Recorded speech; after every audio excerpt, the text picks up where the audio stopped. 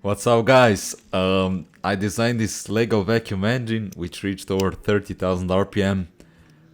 So let's get into the first test. This was the first iteration of the engine with larger intake.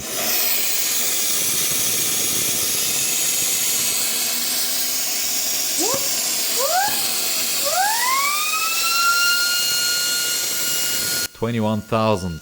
I know we can do better.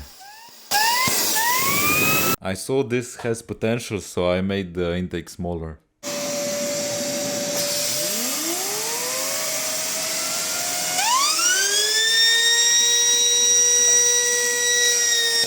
And just like that we reached 30,000 RPM, which is crazy for a Lego engine.